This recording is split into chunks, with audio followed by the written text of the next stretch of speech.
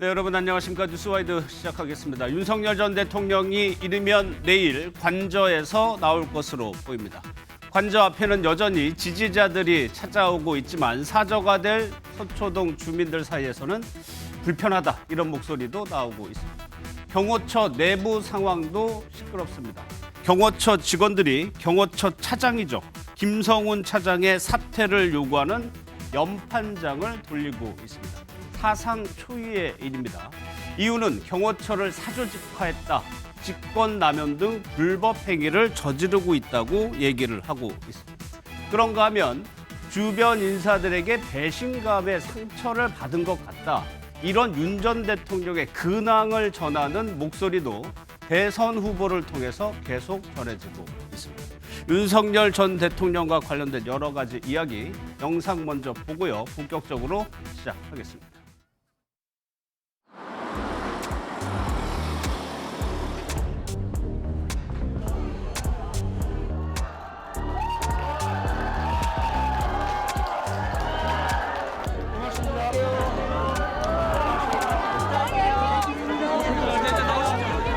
할아버지가 좋은 나라 만들 거예요. 열심히 노력할게. 야,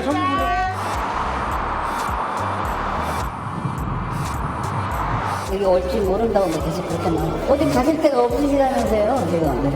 응? 준비가 안 돼서 그럼 뭐 어떻게 오시면은 저기 박수야 못 치더라도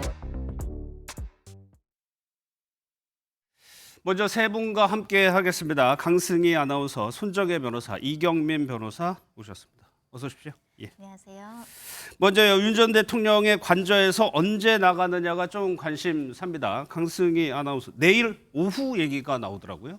그렇습니다. 이 윤석열 전 대통령은 지난 4일에 파면된 이후에 이 한남동 관저에 일주일 가까이 머무르고 있는 상태입니다. 그런데 이 정치권의 그 의견에 따르면요, 이 내일 오후에 이 한남동 관저를 떠날 예정인 걸로 지금 보이고 있는데요. 예. 짐의 일부는 이미 그 서초동 관저로 이미 이동을 한 걸로 확인이 됐고요. 예. 그리고 자택에 대한 수리 보수도 완료된 걸로 확인이 됐습니다. 예. 그래서 뭔가 어떤 움직임이 좀 감지되는 그런 분위기도 느껴졌는데요. 지금 관저에서 키우던 반려견, 반려묘 11마리를 포함해서 모두 데리고 이 서초동 사저로 이동할 걸로 지금 예측되고 있습니다. 예. 경호팀도 50명 정도로 구성이 됐다고 하면 임박한 것 같습니다. 시기가 관계자들은 금, 토, 일 중 하루가 될 것이다라고 얘기를 하고 있습니다. 그런데 그 윤 전 대통령을 좀 비판하는 쪽에서는 이 부분을 좀 문제 삼고 있는 것 같아요. 만약에 관저에 머무르는 동안 세금이 쓰여졌다면 전 대통령인데 이게 적절하냐 이런 지적이 있는 것 같아요. 그렇습니다. 일각에서는 이 전직 대통령인데 이 관저에 머무르는 동안 뭐 전기나 수도, 가스요금 같은 것들, 이 공공요금은 누가 부담하는 거냐, 예. 지금 이런 지적이 나왔는데요. 그래서 지금 실제로 민원도 제기가 된 걸로 확인이 됐거든요. 만약에 이 기간에 그 발생한 비용이 국민 세금으로 충당이 된다면 이거는 부당한 예산 낭비 아니냐, 예. 지금 이런 지적이 나오고 있는 거고요. 그렇다면 이 정부 차원에서 이 사용료에 대해서 그러면 이거를 사용한 당사자, 그러니까 윤 전 대통령에게 청구할 계획이 있는 거냐, 예. 혹은 이 퇴거 지연에 따른 비용을 어떤 환수할 수 있는 방법이 또 있는 거냐, 여기에 대해서 좀 입장을 밝혀달라, 또 이런 이야기까지 나왔습니다. 그럼 손 변호사님 이런 경우에는 어떻게 되는 겁니까? 파면이 됐기 때문에 세금으로 그 비용을 치러서는 안 되는 건가요? 현재로서는 법률적인 근거가 대통령의 신분이기 때문에 공적 자금으로 대통령 사저에 관련한 비용을 지출하게 되는데 파면의 효력이 발생한 이후에는 민간인 신분으로 되다 보니까 다소 긴 시간은 아닐지언정 이 공백 기간에 대한 업무 처리를 어떻게 해야 되나 논란이 제기된 것이고요. 예. 하지만 박근혜 전 대통령 때도 즉시 퇴거한 게 아니라 한 2일 정도 이제 시일이 걸렸습니다. 맞아요. 예. 그때도 비용을 청구하거나 환수 조치가 된 것으로는 기억하지 않고 있는데 이번에는 또 2일을 초과해서 이제 11일 내일 이제 퇴거한다라고 했을 때는 일주일 정도의 간격이 다소 시간이 길어지다 보니 예. 일각에서는 민간인 신분인데 이렇게 비용을 쓰는 것이 합당한가, 환수 조치해야 된다, 이런 의견을 제기하는 것이고요. 또 야당에서도 무자격 세입자다, 불법 점검 이런 비판이 일고 있는 상황인 만큼 향후에 이를 대비한 여러 가지 이제 제도적인 마련도 좀 필요하지 않을까 생각하고 있습니다. 예. 이 변호사님, 지금 윤 전 대통령에게 제공되는 예우는 경호 문제인데 경호도 한 50명 얘기가 나오는 거 보면은 어느 정도 좀 구성이 된 것 같아요. 그렇습니다. 그 관저에서 왜 사저로 이동을 하지 못하고 있는지 그 부분에 대해서 좀 이야기가 나왔을 때 뭐 경호 문제가 조금 이제 경호 인력을 충원하는 부분에 있어가지고 좀 이야기가 나오긴 했었거든요. 예. 그래서 이제 뭐 대통령 경호처에서 지금 밝히는 내용에 따르게 되면 일단은 뭐 50명 정도로 지금 구성이 되어 있다라고 하고 그리고 뭐 이 지금 파면이 됐을 때도 뭐 연금도 박탈되고 뭐 국립공원 묘지 안장 이런 부분들에 대한 예우는 다 박탈이 되지만 예. 경호만큼은 이제 어쨌든 뭐 최장 10년까지 이제 받을 수가 있는 만큼 그래서 지금 단계에서는 50명의 안팎으로 인원이 구성이 돼서 아마 이제 사저로 이동한 후에 경호가 계속해서 지속이 될 것 같다 이렇게 예상해 볼 수 있을 것 같습니다. 관저의 최근 모습 한번 요 사진 한번 좀 볼까요? 여기 보면은 자세하게 보면 나무 사이에 가려져 있습니다만 여기 상자들을 트럭이나 승합차 같은 데 싣고 있는 것으로 보입니다. 오른쪽의 사진을 보더라도 트럭이 있죠. 탑차가 와 있죠. 여기 사람들의 모습이 보이고 있고 짐을 아무튼 싣는 듯한 모습이 보이다 보니까 임박하긴 임박한 것 같습니다. 근데 손정혜 변호사님, 서초동으로 일단 가는 것 같아요. 그런데 서초동 주민들이 대통령 신분으로 살았을 때하고는 조금 반응이 좀 다른 것 같습니다. 아무래도 현재 좀 불편함을 호소하시는 분들이 있습니다. 일단은 집회 신고도 들어와 있는 상황이고 이 통행 방해뿐만 아니라 소음 때문에 우려하시는 분들이 있는데요. 입주민들에 대한 인터뷰를 진행을 했더니 입주민 A 씨는 우리 아파트의 자랑이고 지켜 세우던 것은 지난 예전 일이다. 윤 전 대통령 일가의 흔적을 아파트에서 없애야 된다. 이런 의견도 나오고 있는 상황이고요. 특히 입주민 다른 B 씨 같은 경우는 아이들이 학교 오갈 때 걱정이다. 특히 극렬 지지자들이 와서 소음을 일으키는 것이 제일 문제이다. 특히 윤 전 대통령이 대통령인 시절에 잠시 거주했던 그 기간에도 이 윤 대통령 앞으로 이제 윤 전 대통령 앞으로 선물들이 오잖아요. 예. 혹시라도 해서 1층에 검문대를 설치해서 여러 가지 이제 경호상의 어떤 검문을 실시한 바가 있었기 때문에 예. 실제 여기에 일상생활을 하는 분들은 혹여라도 불편함이 있을까 봐 우려하고 있는 실정입니다. 예, 저는 뭐 드는 생각이 이 소음 문제가 예전에 문재인 전 대통령이 평산마을로 옮겨갔을 때 그 앞에서 시위하던 모습 기억나시죠? 혹시나 이런 소음 문제들이 여기가 밀집 주거 지역이기 때문에 주민들은 상당히 우려하고 있는 게 아닌가 싶습니다. 그런데 강승희 아나운서, 뭐 사진이 하나 있나 봐요. 그런데 이거를 어떻게 좀 처리해달라는 민원이 들어와요? 그렇습니다. 그 윤 전 대통령과 그리고 이 사저 서초동 아크로비스타에 살고 있는 아이들과 함께 찍은 사진이 현재 이 아파트 안에 걸려 있거든요. 예. 그런데 이 윤 전 대통령이 파면 이후에 입주자 대표회의에 이런 요청이 있었습니다. 이 사진을 철거해달라. 아, 철거해달라. 네, 라는 거거든요. 그래서 현재까지는 이 요청이 들어간 상태고 이거를 어떤 회의를 거쳐서 철거를 할지 말지 결정이 될 걸로 보입니다. 그런데 또 하나 좀 문제가 되는 것이 윤석열 전 대통령이 11마리의 반려동물을 키우고 있다는 겁니다. 근데 이게 서초동에 가는 데는 주상복합으로 알고 있단 말이에요. 반려견, 반려묘 이렇게 많이 키우기가 쉽지는 않아 보이는데. 그렇습니다. 사실 이 건물의 위치 자체가 중앙지법 인근에 있기 때문에 저도 맞아요. 이제 잘 보이는 위치에 있거든요. 그래서 이제 주변을 보게 되는데 사실 뭔가 이제 반려동물을 키우기에 또 그렇게 이제 뭔가 이제 넓은 공간이 있냐라고 보면 또 그렇지도 또 않은 것 같습니다.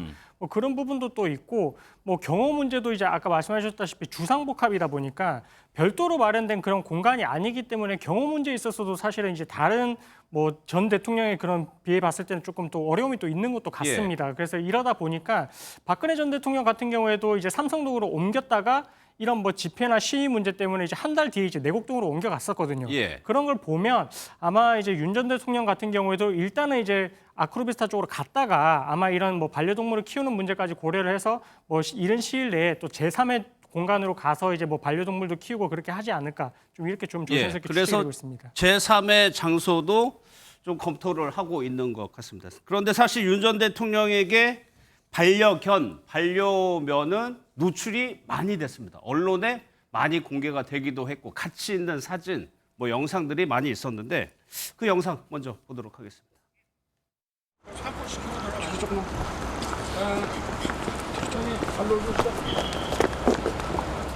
좀 아파트를 좀 넓은 데보다 이제 어디 뭐 단독 주택 같은 데로 나중에 좀 옮기게 되면은 꼭 은퇴한 안내견을 좀 제가 분양받아 키워보고 싶습니다. 네.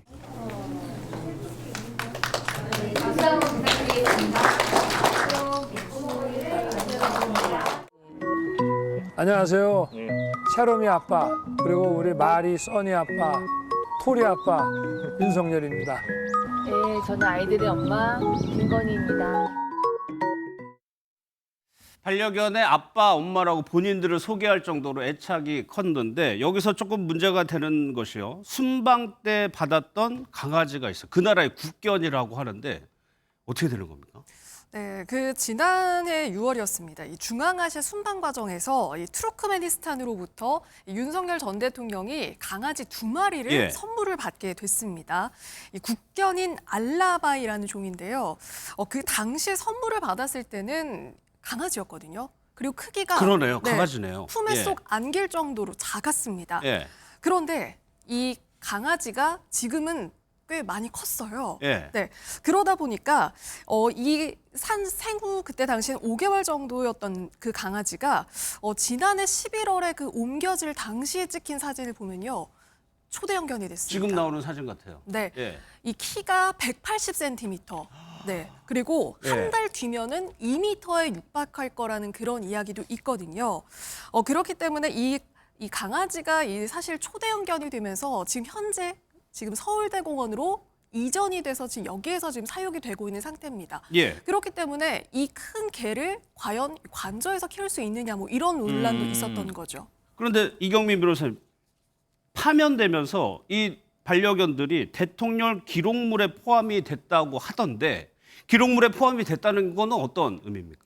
그러니까 대통령 기록물이라는 게 뭐 대통령이 받았던 그런 물건만 해당이 되는 게 아니라 예. 대통령이 이렇게 순방 중에 선물을 받았던 동물이나 식물도 다 포함이 됩니다. 아, 그래요? 그래서 이제 대통령 기록물로 지정이 되고 그러면은 대통령 기록관이 그것을 이관받아서 이제 관리를 하게 되는데 근데 대통령 기록관은 동물과 식물을 기르지는 않습니다. 그렇겠죠. 그렇죠. 예. 그러다 보니까 이거를 결국에는 이제 제3의 어떻게 보면은 뭐 동물원이라든지 이런 식으로 좀 위탁을 해서 그쪽에서 관리를 하도록 하고 예. 대신 이제 그 비용을 지급하는 문제가 또 이제 발생을 할 수가 있거든요. 예. 그래서 그 비용을 지급하는 문제와 관련해서 이거를 뭐 예산에서 빼서 이제 비용을 집행을 할지 뭐 이런 예. 부분들에 있어가지고 이전에 이제 문 전 대통령 같은 경우에도 좀 문제가 제기가 되기는 했었는데 그래서 어쨌든 이 지금 비용을 집행하는 문제에 대해서는 지금 상임위원회에 있고 아직까지 통과가 되지는 않았습니다. 아. 그래서 지금 대통령 기록물로 지정이 되고 대통령 기록관이 이 부분에 대해서 아마 제3회 지금 어쨌든 뭐 서울대 지금 동물원에서 지금 키우고 있다고 하는데 예. 그래서 이 부분에 있어서도 지금 대통령 기록물로 지정이 되고 이후에 어떻게 처리할지 여부에 대해서는 서울대공원에서도 지금 좀 난감하다는 입장이거든요. 예. 그래서 이 부분은 조금 이후에 좀 협의를 통해 가지고 어떻게 어느 기관에서 관리를 할지 그리고 비용은 어떻게 집행을 할지 이 부분에 대해서도 좀 문제가 있을 것 같습니다. 그러네요. 이 투르크메니스탄에서는 국견을 선물로 줬는데 지금 상황에서는 어떻게 할 수 있는 행정적인 규정이 없다. 그럼 손 변호사님, 이런 상황에서 지금 어떤 방법이 있을까요? 일단 과거의 선례를 좀 지켜볼 필요가 있는데요. 외국에서 선물을 받은 동물을 실제 위탁 사육하다가 서울대 공원에 보낸 사례가 있기는 합니다. 바로 김대중 전 대통령 이야기인데요. 그 당시에 이제 남북 정상회담을 하면서 김정일 위원장으로부터 풍산개를 선물 받았었거든요. 이 풍산개 서울대 공원으로 위탁돼서 2014년까지 살았던 경우는 있었는데 다만 똑같이 적용할 수 있는지에 대한 문제가 그 당시에는 대통령 기록물 관련한 법률이 없었을 때입니다. 지금 예. 법령에 근거하고 있기 때문에 명확한 규정 없이 또는 법률의 개정 없이 이렇게 또다시 서울대 공원에 위탁하는 게 맞는 것이냐 이런 논란이 제기된 것이고요. 특히 말씀드린 것처럼 해피와 조이는 지금 알라바이견이라고 굉장히 중대형 이제 견이기 때문에 예. 이 부분에 대해서 서울대 공원에서 위탁을 할지 그리고 그 근거 규정이나 예산이나 이런 것들에 대해서는 조금 후속적으로 보완 조치가 있어야 되지 않을까 합니다. 예. 사실 이 동물이 외교에 많이 활용이 됩니다. 판다 아시죠? 중국은 이거를 굉장히 크게 외교적으로 활용을 하고 있죠. 우애 상징 이런 거라는 건데 이게 사실 문재인 전 대통령도 이런 경우가 있었어요.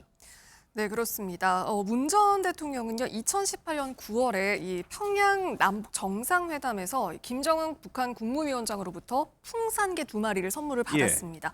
이 고미와 송강이 아마 기억하실 텐데요. 그런데 이 고미와 송강이를 위탁하지 않고 그때 당시에 관저에서 계속 키웠거든요. 예. 그리고 나서 퇴임 후에도 대통령 기록물이기는 하지만 이 사저로 데려가서 계속해서 키웠습니다.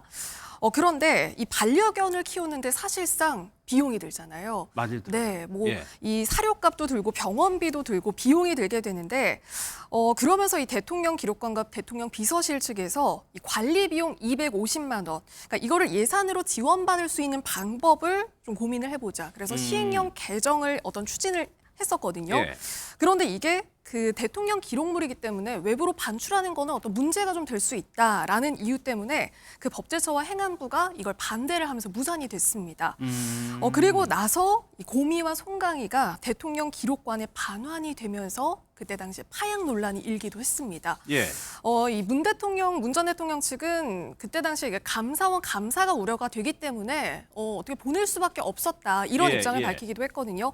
그래서 현재 그 고미와 송강이는 그 광주 우치공원 동물원에 보내져서 현재 여기서 위탁 사육이 되고 있습니다. 당시에요. 윤 전 대통령이 당선인 신분이었는데 문재인 전 대통령을 비판했었거든요.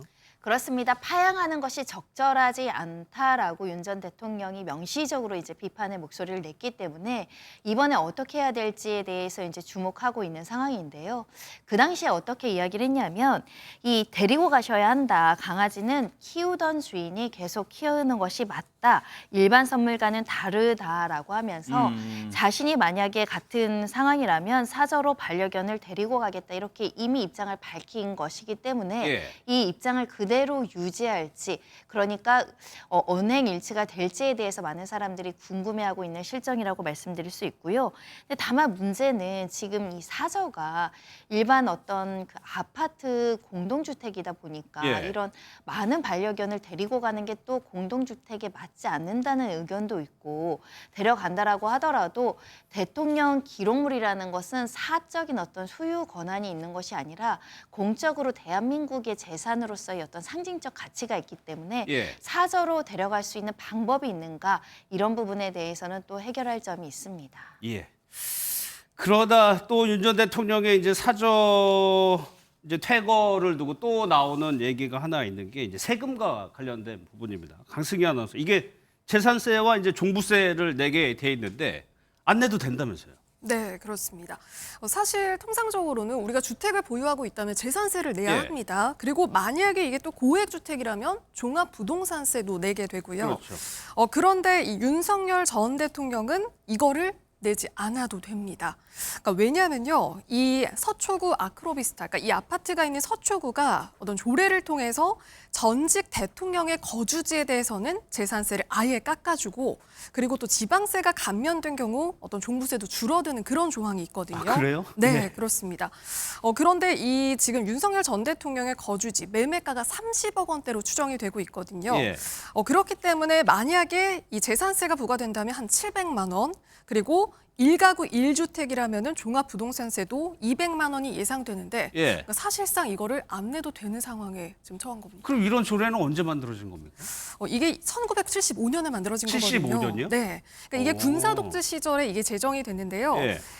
그런데 이게 서초구뿐만 아니라 지금 서울시의 13개 구에 현재 이 조례가 남아 있습니다. 아, 그래요? 네, 서초구 말고도 뭐 강남, 송파, 동작구 이렇게 25개 자치구 중에서 13개 구에 남아 있는 이 조례고요. 그래서 이 박근혜 전 대통령도 당시 그 서초구 내곡동 사저 여기에 대해서 재산세를 내지 않았습니다. 그럼 뭐 손 변호사님, 당연히 저런 조례가 없는 데로 이사를 간다면 내야 되는 거죠, 세금을? 네, 그렇습니다. 지자체가 독립적으로 만든 조례이고 특혜성 조례이기 때문에 이런 조례가 없는 지역으로 이사 가는 경우에는 마찬가지로 재산세, 종부세 모두 부담을 해야 되는 상황이고요. 예. 문 전 대통령은 지금 경남 양산에 이제 거주하고 있는데 이 경남 양산에는 이런 특례성 조례가 없습니다. 그런 만큼 문 전 대통령도 지금 재산세를 내고 있는 만큼 만약에 이런 특례 조항이 없는 곳으로 가게 된다면 원칙대로 또 재산세를 납부하게 됩니다. 알겠습니다. 이런 상황에서 경호처에서는 초유의 일이 벌어지고 있습니다. 경호처 직원이 한 700여 명 정도 된다고 하는데 상당수가요, 김성훈 차장의 사퇴를 요구하는 연판장이 돌고 있다고 하는데 어떤 내용이죠? 네, 이 경호처의 역사가 이제 창설 이래 62년이 지났습니다. 예. 그러면서 이제 이렇게 일이 발생한 게 지금 어떻게 보면 처음이고 초유의 일인데 지금 이제 김성훈 경호차장과 이강우 경호본부장이 대통령의 신임을 얻고 그동안 이제 경호처를 사조직화하고 예. 그다음에 이제 어쨌든 권력을 남용을 해서 지금 이런 부분들에 대해서 이제 여러 불법 행위를 저질렀다라고 하는 내용이 지금 연판장에 담겨 있거든요. 그러면서 이 내용에 있어가지고 사퇴를 요구하는 내용까지 담겨 있고 거기에는 경호처 직원이 총 700명에 이르는데 예. 좀 대다수의 사람들이 여기에는 이제 동의를 하는 내용이 지금 입장을 밝히고 있어가지고 좀 앞으로 어떻게 될지는 좀 지켜봐야 될 것 같습니다. 손정희 변호사, 사실 경호처 내부의 갈등은 체포영장이 발부됐을 때부터 해가지고 계속적으로 체포영장을 받아들이느냐 마느냐, 거부하느냐를 두고부터 시작이 됐었거든요. 그렇습니다. 내부 반발도 거세고 있는데요. 왜냐하면 김 차장이 윤 전 대통령 파면 사흘 뒤에 간부급 회의로서 현안 점검 회의를 주재한 바가 있었습니다. 예. 이 자리에서 나는 사퇴할 의사가 없다라고 본격화하면서 관련해서 차기 대통령 경호팀을 편성하거나 이 전직 대통령 경호부를 편성하거나 이런 일련의 조직 관리에 대한 업무를 본인의 역할로서 마무리하겠다라는 입장을 밝힌 것이고요. 그러니까 차기 정부 출범 때까지는 강경파 이 상급 직원들 모두 남아서 이 경호처의 인사 운영을 우리가 단독으로 기존과 마찬가지로 결정하겠다는 입장을 보인 겁니다. 그러다 보니 일부 직원들이 이에 대해서 반발하면서 지금 피의자 신분으로 수사를 받고 있는 부분과 관련해서 경호처의 신뢰를 떨어뜨린 부분에 대해서 문제 제기를 하고 있는 것인데요. 그러나 김 차장 입장은 체포영장 집행 과정에서 직원들에게 불이익을 준 바가 없다. 예. 그리고 비아폰 서버 삭제를 지시한 바 없다라고 관련 사실을 지금 부인하면서 다투고 있는 상황이고요. 다만 이제 김 차장이 지난 1월에 방송 인터뷰를 한 내용이 있습니다. 이게 이제 내부 반발을 촉발한 측면도 예. 있는데요. 경호처는 사병 집단이 맞고 오로지 대통령만을 위해 존재하는 유일한 정부기관이라 이런 인터뷰를 둘러싸고 예. 이 내부 직원들이 어떻게 우리를 사병 집단이라고 표현할 수 있느냐, 모욕적이다, 이렇게 이제 내부적인 갈등이 시작되기도 했습니다. 예, 그 발언의 연장선상에 있는 걸로 보이는 발언들도 공개적으로 한 게 있습니다. 김성훈 차장이 지금 논란의 핵심인데 그 영상 보고요, 이어가 보도록 하겠습니다. 최고의 명예는 대통령님의 안전을 위하여 목숨을 바치는 것이다라는 자체로 교육받고 훈련받고 배워왔습니다. 처벌이 두려워서 그 임무를 소홀히 한다면 우리 경호처의 존재 이유가 없다고 판단합니다. 친구들이 축하 파티나 생일 축하송 안 해주나요? 이거는 업무적인 걸 떠나서 사람이 살아가는 세상입니다. 책상 옆에 앉아있는 동료가 생일에도 그렇게 해주지 않습니까? 이게 경호 업무와 어떤 연관이 있나요? 경호 업무 외적이라고 말씀드렸잖아요. 생일. 저 얘기가요, 생일 축하 노래 뭐 당연히 해줄 수 있는 거 아니냐는 취지로 얘기를 했는데 논란이 상당히 됐었어요, 당시에. 네, 그렇습니다. 이 행사가 한 가지가 좀 주목을 받았는데요. 2023년 12월 18일에 경호처 창설 60주년 기념 행사가 열리게 예. 됐습니다. 그런데 12월 18일이 윤 전 대통령의 생일이거든요. 그러니까 그렇기 때문에 이 행사가 사실상 윤석열 전 대통령의 생일 파티로 진행된 거 아니냐. 좀 이런 분위기가 감지가 됐습니다. 예. 그러니까 왜냐면요. 이때 당시에 나왔던 한 노래 때문이거든요. 그러니까 지금 이게 윤비 어천가라고도 지금 통하고 있는데 이 개사를 했던 그 가사가 예. 네, 그게 또 주목을 받았거든요.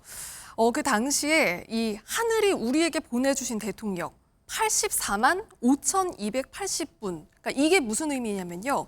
이 대통령 재임 기간을 의미를 하는 그 숫자거든요. 예, 기억나네요. 네, 예. 그러니까 이런 숫자까지 언급을 해서 어떤 대통령의 그 헌정성 그런 노래를 부른 게 아니냐. 그러니까 대통령 그 경호처 창설 행사가 결국은 윤 전 대통령을 향한 헌정 성격의 행사가 아니었냐라는 예. 그런 주장이 나왔었고요. 그리고 당시 그 합창단에게 어떤 그 30만 원씩 돈까지 지급이 됐다. 또 이런 논란이 불거지기도 했습니다. 그 당시에 그 경호 담당 경비단, 경호대 그리고 뭐 이 대통령 근접 경호대, 그러니까 총 예. 47명의 경찰이 동원됐는데 이 경호처에게 30만 원씩 그 경력금을 지급받았다는 사실이 또 국회에서 또 확인이 됐었고요. 그렇기 때문에 경력금을 지급했다는 사실이 드러나면서 그 김성훈 차장이 생일 축하 성격이다. 이렇게 얘기를 했던 게 사실상 이게 좀 무색하지 않냐 이런 지적도 나오게 된 겁니다. 예. 또 하나 지금 연판장을 촉발시키는 일이 이겁니다. 윤석열 전 대통령의 체포영장을 집행을 할 때 여기에 반대한 경호처 간부가 있었어요. 그러니까 경찰 특수본에게 군사시설물 위치 같은 거를 알려줬다는 거죠. 한덕수 대행에게 해임을 제청해서 보복성 징계를 하는 거 아니냐는 논란도 있거든요. 그렇습니다. 지금 그 윤 전 대통령에 대해서 당시 이제 그 체포영장을 2차로 집행을 하려고 했을 예. 때 그 전에 이제 경호처 간부들끼리 회의를 했었습니다. 그때 당시에 이 인물이 법원에서 발부한 영장 집행을 막는 것은 위법하다라고 하면서 그때 당시에 이제 어떻게 보면 김성훈 차장이 이런 지시를 거부를 했었거든요. 그래서 거부를 한 부분에 있어가지고 그때 당시 김성훈 차장이 경찰 국수본에 이 비밀을 유출한 그런 혐의가 있다라고 하면서 그때 당시에 이 간부에 대해서 그 대기 발령 조치를 했었고 이후에 이 해임을 위해서 이제 징계위원회를 열고 저번 달 13일에 이제 징계위원회에서 의결이 됐습니다. 예. 그럼 징계위원회에서 의결이 됐을 때 바로 징계가 되는 건 아니고 그 후에 이제 한덕수 대행에게 이제 제청을 해서 그 결과를 지금 기다리고 있는 상태거든요. 어쨌든 이 일련의 과정들이 그때 당시에 윤 전 대통령을 체포영장 집행을 하려고 했을 때 그 부분에 있어서 이제 어떻게 보면은 그 본인의 지시를 이제 막았었던 부분에 있어가지고 결국 이런 보복성 인사를 하기 위한 그런 행동이 아닌가 예. 이런 말들이 좀 나오고 있는 것 같습니다. 근데 손 변호사님, 정작 그 김성훈 차장이라든가 이광우 본부장 본인들이 지금 수사를 받고 있는 상황이잖아요. 그렇습니다. 특수공무집행 방해죄로 수사를 받고 있는 상황이죠. 일전에 영장 청구도 신청을 했었으나 법원에서는 다툼의 여지가 있다라는 취지로 영장을 기각하기도 했었습니다. 예.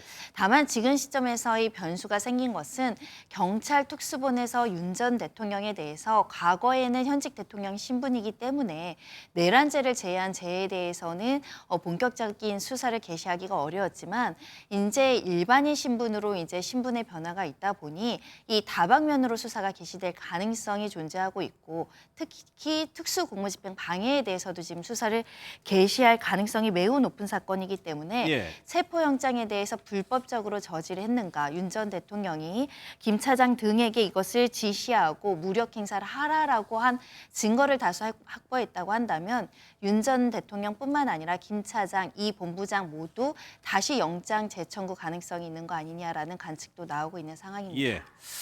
탄핵 국면에서 아주 강하게 각인된 인물이 전한길 씨입니다. 굉장히 그 와중에서 힘들다 이런 걸 토론을 했었는데 또 뉴스 만든다고 얘기가 있었고요. 그런데 또 최근에는 아예 은퇴를 고민하고 있다 이런 얘기도 있다고 하는데 영상으로 좀 한번 보겠습니다. 6월 달에 설 명절 날 제가 잠 한숨도 못 자고 그때 울면서 대한민국 걱정이 돼가지고 그래도 그때 사실은 방송 하나 잘렸어요. 어제 가장 메인 프로에 그리고 또 폭삭 속았었다 그것도 잘렸잖아. 친구로부터 쓰레기 소리 듣기도 하고 아내는 이혼하자는 이야기도 들리고 또 지금 저를 존경한다 했던 수많은 제자들 중에서 실망했으면 이런 이야기도 듣고 주변 사람들과 연락 다 끊기고 원래는 윤석열 대통령 직무복귀하면 다시 강의로 돌아가려고 했거든. 그거 지금 못 돌아가야 돼서.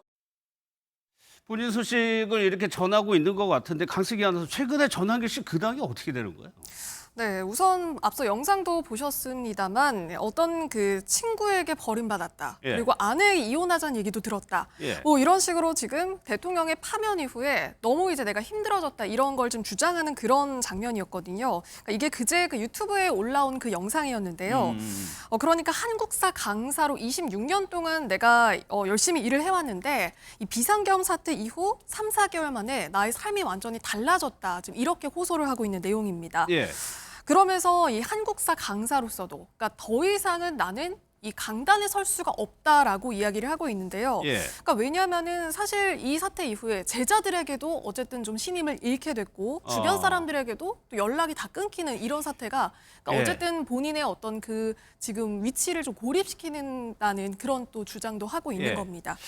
탄핵 국면에서 갈등이 워낙 첨예했기 때문에 이럴 수 있어요. 이렇게 얘기가 들을 수가 있는데 손정혜 처음에 근데 그럼에도 불구하고 탄핵에 반대한다고 목소리를 높이지 않았나요? 그렇습니다. 이렇게 전면적으로 목소리를 냈던 이유와 관련해서는 오로지 자유민주주의를 지키기 위해서다 이런 메시지를 전하기도 했었는데요.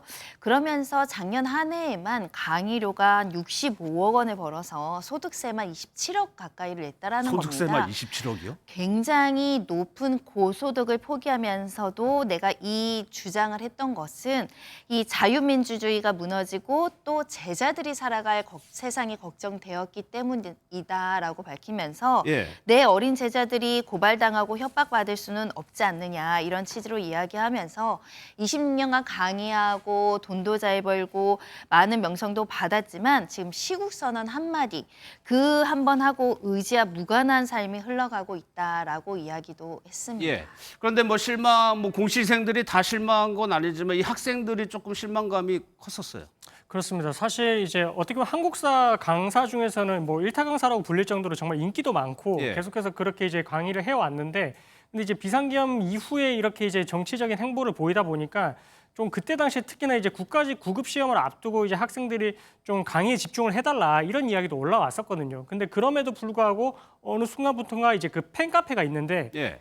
팬카페라고 하긴 좀 그렇고 어쨌든 그 공시생들을 대상으로 한 카페가 있는데 아. 그 카페에 이 정치적인 게시물이 좀 올라오기 시작을 했었습니다. 예. 원래는 이제 그 한국사 강의와 관련된 게시물이 올라오다가 이런 정치적인 게시물이 올라오니까 좀 그런 부분들에 대해서도 조금 실망감을 보였던 제자들이 있었고요. 그러다 보니까 공시생들이 이제 가입해 있는 그 카페 회원수가 36만이었는데 이 사태 이후에 34만으로 좀 줄었다라고 하고 있거든요.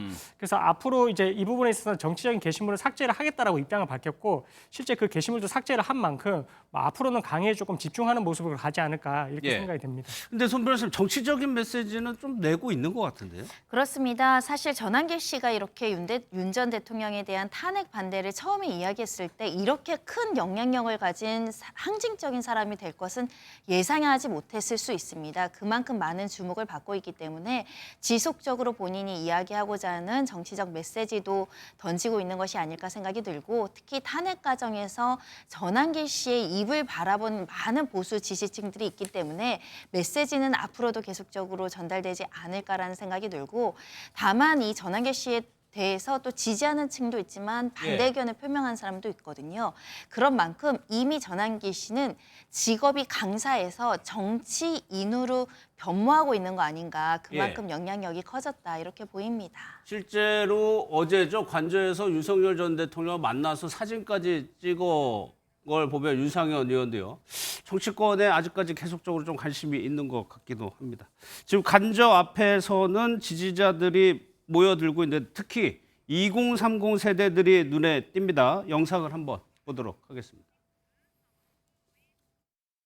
Again! You again! You again! You again! 우리가 왜 윤 어게인을 외치느냐? 이 나라 정치인 중에 이 반국가 세력에 의한 위기에 대해서 언급하고 싸우겠다고 하는 사람이 단 한 명도 없었기 때문입니다. 맞습니까? 그러므로 관저에 계시는 윤 대통령님께 말씀드립니다. 용기를 내고 계엄 선포하셨을 때처럼 피를 토하는 심정으로 다시 한번 대선 출마해 주십시오. 윤 전 대통령이 계속적으로 청년들을 강조하고 있죠. 근데 윤 어게인? 이게 무슨 의미입니까? 윤 어게인, 그러니까 다시 윤석열, 그러니까 대선에 다시 나와달라. 대선에 나와달라? 이런 의미입니다. 네, 이 윤 어게인이라는 이 워딩이 어디에서 등장을 했냐면요. 지난 4일에 김용현 전 국방부 장관이 공개한 그 옥중 서신에 이 윤 어게인이라는 워딩이 있었습니다. 윤 어게인, 다시 대한민국. 다시 윤석열, 다시 대통령 이런 메시지가 들어 있었는데요. 그러면서 이 윤 어게인이라는 이 구호가 이 집회 그 참가자들 사이에서 계속 이렇게 외쳐지고 있는 겁니다. 그런데 그러면은 이게 사실상 그 다시 대선 출마가 가능한 거냐? 그러니까 이게 근거가 있어야 되잖아요. 그런데 이 자체가 그러니까 그 탄핵 자체가 피선거권을 박탈할 수는 없다라고 주장을 하고 있는 거고요. 그리고 형사처벌이 확정되기 전까지는 정치 활동을 금지할 수 없다. 그러니까 이런 근거를 지금 지지자들이 내세우고 있는 겁니다. 손 변호사, 이 근거 맞는 거예요? 일단은 다시 출마하기는 어렵습니다. 헌법재판소법에도 파면한 자는 5년간 공무단위권을 가질 수 없다. 5년간 선거를 못 나가고요. 5년 이후에 나갈 수 있는지를 살펴보더라도 헌법에서는 대통령의 임기를 단임으로 했지 중임제는 지금 엄격하게 금지되어 있는 나라이기 때문에 헌법을 개정하지 않고서는 이 윤 전 대통령이 다시 대통령 선거에 나오기에는 어려운 실정입니다. 알겠습니다. 다음 내용은요, 당시에 한국 사회에 엄청난 충격을 줬던 사건입니다. 청와대를 목표로 북한에서 무장공비가 내려왔던 김신조 사건이죠. 당시에 생존을 했었는데 목회 활동을 해오다가 별세를 했습니다. 영상부터 보도록 하겠습니다. 1968년 1월 21일 밤 다수의 시민을 살해했다.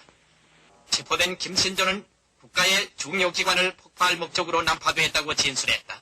북한 비례는 우리의 국방태세가 청와대를 중심으로 행하시더니 청와대 내부에는 박정희 대통령을 따를 거하고 그 다음에 주요한 간부들을 총살할 임무로 받았습니다. 저희 시청자분들 중에는 많은 분들이 다 아시는 분일 수도 있는데 강승희 아나운서가 어떤 사람이었는지 다시 한번 좀 설명을 해주시죠. 네, 청와대 습격 사건 이렇게 이야기하면 예. 많이들 기억을 하실 겁니다.